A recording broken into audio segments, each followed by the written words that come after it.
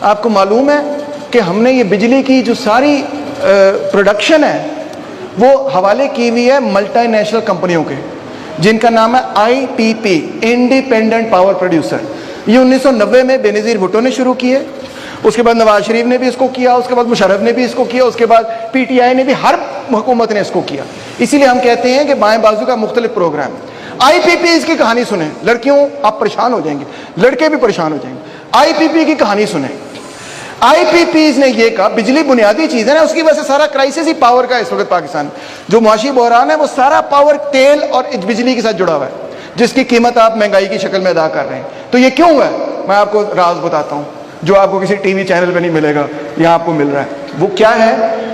1990 کی دہائی میں I P Ps, independent power producers کے ساتھ جو اگریمنٹ ہوا وہ یہ تھا کہ آئی پی پیز نے یہ کہا کہ ہم پاکستان کے اندر آ کے سرمایہ کاری کریں گے اور آپ کو پاور پلانٹ بنا کے دیں گے، مگر ہماری 3 شرائط ہیں۔ سنیں غور سے۔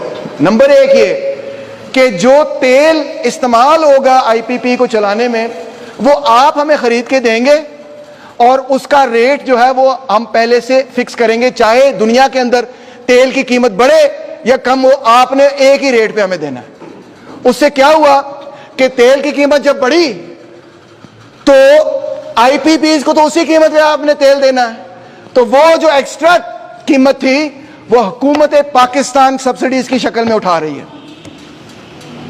وہ حکومت پاکستان اٹھا رہی، جو میں نے آپ کو فگر بتایا کہ 92% سبسڈیز پاکستان جو ہے وہ ان کمبختوں کو دے رہی ہے، کیونکہ کانٹریکٹ یہ ہے کہ تیل کی قیمت اگر بڑھی تو ان کو نہیں فرق پڑے گا۔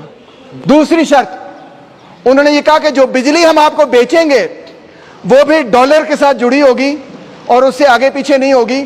اس کا مطلب ہے ڈالر کی قیمت بڑھے یا گرے ان کو نقصان نہیں ہوگا، وہ ہمیشہ فائدے میں رہیں گے۔ نقصان کس کو ہوگا؟ آپ کو، مجھے اور حکومت پاکستان کو۔ اندازہ کریں کتنی بری ڈیل ہے۔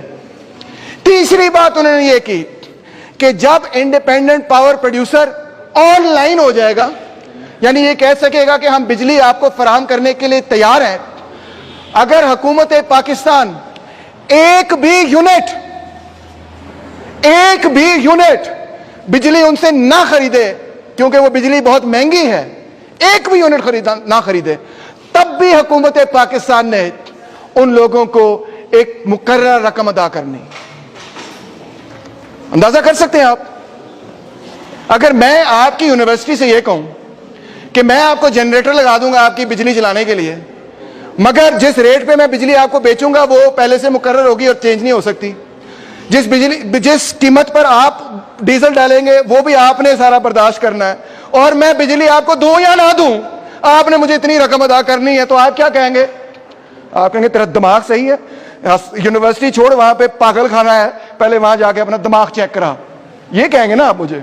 مگر حکومت پاکستان نے یہ قبول کیا، اور آج جو اتنا شدید معاشی بحران جس سے ہم گزر رہے ہیں یہ thanks to I P Ps کی وجہ سے۔